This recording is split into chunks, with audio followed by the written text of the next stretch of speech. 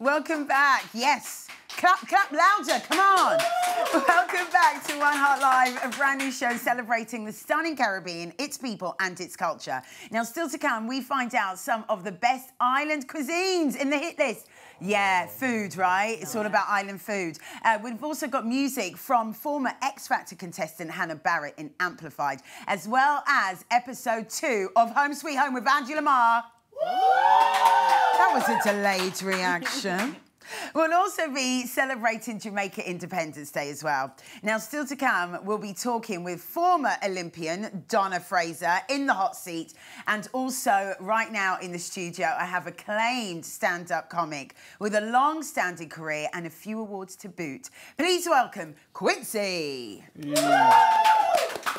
I have to say, our audience are a bit slow today. That's all right. No, Rent a crowd. It's the heat. It's the heat. It's the heat. How are you doing, Quincy? I'm doing fine. It's a pleasure being here. I mean, I've heard so much about these guys, and it's just a pleasure coming down for the money you paid me. Donna's like, what? You get paid. Yeah. Donna's like, what? Don't do that, Quincy. Don't do that. So, I mean, look. You are quite well known within the UK. Yeah. Do you do any comedy? Have you done any out in Barbados? I done a stint last couple of years ago at the Hilton, which I compared the show. And the comedy scene in Barbados and the UK is different. I know the Hilton in Barbados. Yeah, very nice. Very nice. Yeah. Nice. It's very expensive as well. Yeah. Very expensive. I didn't even dare go into the toilets. It was that expensive in there. Yes, I've done a stint out there, and it's just trying to introduce it into Barbados now. So hopefully this year we can step it up and try and introduce more comedy to the island. I tell you what, for those who don't know much about Quincy, get to know. Take a look at this.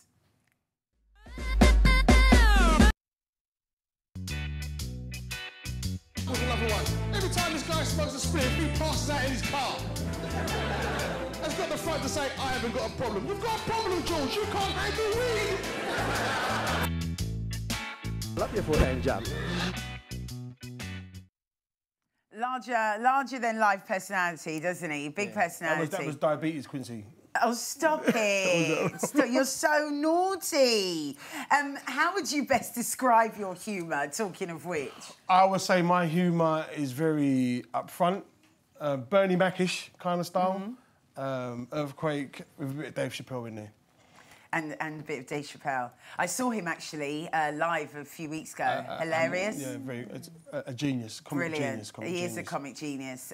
Donna, do you do any comedy? No. Only the last 50 metres of a 400 is absolutely comedic. Why is that? Because I'm usually going backstroke. That's when it's hard work. Mental towards absolutely. The finish line. The lactics in the buttocks and it's hard work.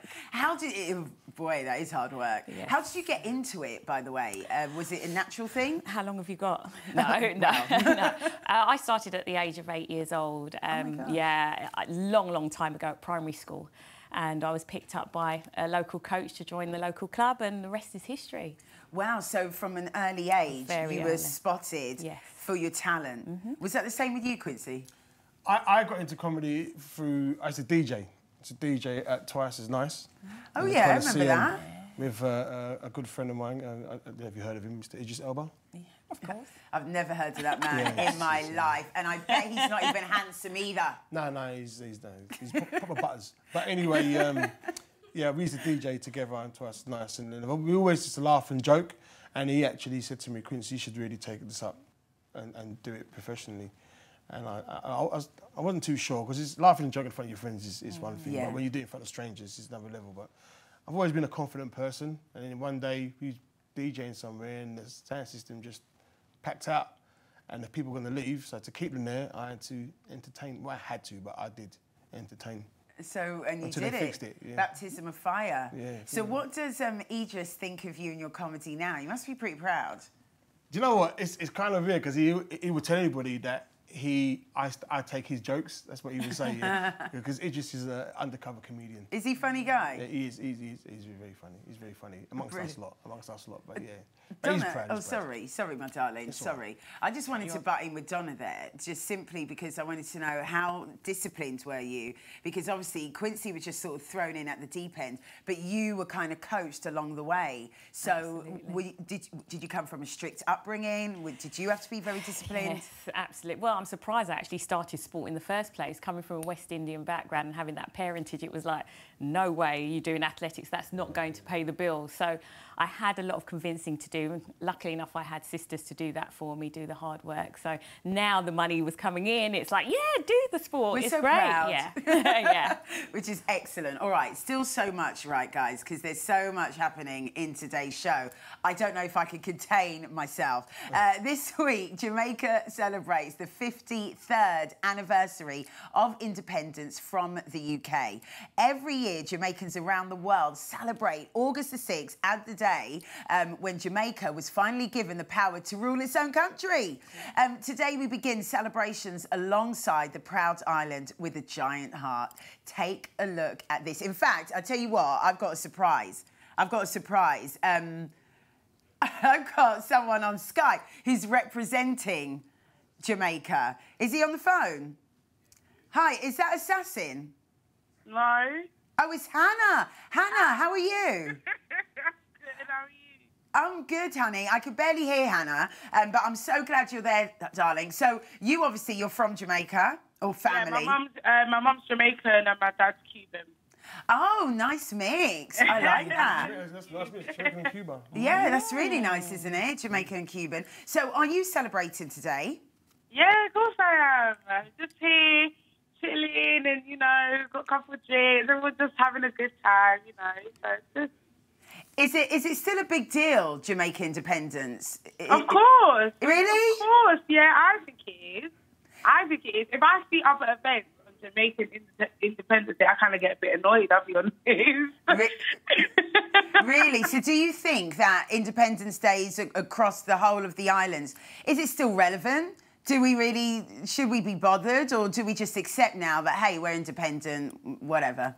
Well, I think we should be bothered. I mean, I have so many other friends, like, for instance, like Ghanaian or Nigerian friends, and Independence Day is a really big thing for them. Like, they dress up in their national clothing. And I feel like, as a, you know, Jamaican myself, or come from that heritage, I think we should do the same. I think we should have massive barbecues, put the jerk chicken on there, curry mutton, you know what I mean? Rice and peas, and, you know, celebrate, putting a bit of Bob Marley and all sorts. Well, it has to be a bit of Bob, surely. It wouldn't be Independence Day without it. Hannah, thanks so much. We've got you a bit later in Amplified, so we've got a bit of music from you. Thanks for that. We'll speak to you later. We'll see you later. Yeah, definitely. Quincy, so do you know your Independence Day? I do know my Independence Day. It's November the 30th, just before Christmas. That's when Barbados was set free, as so to speak. Okay, yeah, so and how do you celebrate with some conkies? Conky. Conky's very nice. Now, can you explain what that is for those who don't know? Conky is basically like cornmeal, bit of raisins, and it's like it's in a leaf. And it's boiled, and it sounds disgusting how I'm describing it. It sounds gross, but it's nice. It tastes real nice. It does really. You can't eat, there's a lot of carbs. It's nice. And what about Donna? Do you know your Independence? 27th of October. You guys just like did this before you came on, right? You like, quick, let's Google. Absolutely. So you know. Okay, so we were talking about Jamaica independence. We're celebrating 53 years. Hannah was just on the phone, but we do have one of the hottest guys around at the moment, bashment artist, Assassin. Is he on the phone? Check. Hey, Assassin, how are you? I'm good. I'm in London enjoying the couple of days of sunshine. A couple of days, yeah, just 1 or 2 days. And for those who don't know, Agent 006, a.k.a. Jamaican-born reggae artist Assassin, he is in town at the moment. He's celebrating. How are you celebrating, Assassin? Well, I don't start my celebration yet. I'm postponing mine until I get home. Until you get home? Yep. Do you fancy coming here to celebrate with us? Well, let me see if I can swing by. Yeah? That would be amazing. Can you swing by? What do you think, guys? Can we get you here? I like that. Is he... what do you think, guys? Should we get Assassin in here? Absolutely. You should get he's a top artist. Get him in here. Because he's done songs with Kanye West, Kendrick Lamar. Yeah. He's from the Red Square crew.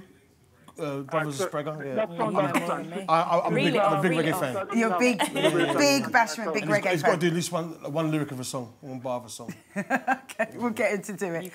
Assassin, you still there? Yeah, I'm here. So I'm saying, since I never had any plans on my own, You sounding where on I your might own? be able to make it up.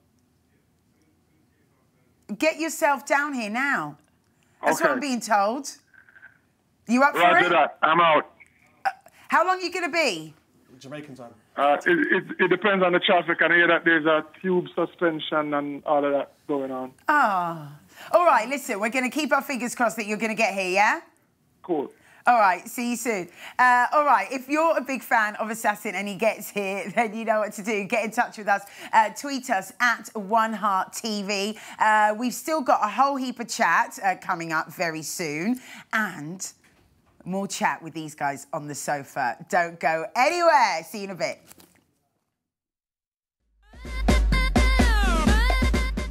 How West Indians do with it, they do it on the stage. Yeah. In front of you. In front So of you. he'll call your mum and this, and your daughter and that. You But imagine- in front of you, and it's up to you if you're going How to you gonna box him defend down. You imagine Beanie Man and Bounty Killer having a... No. no. We would deal with this. Court case. Sting. Brian Lara.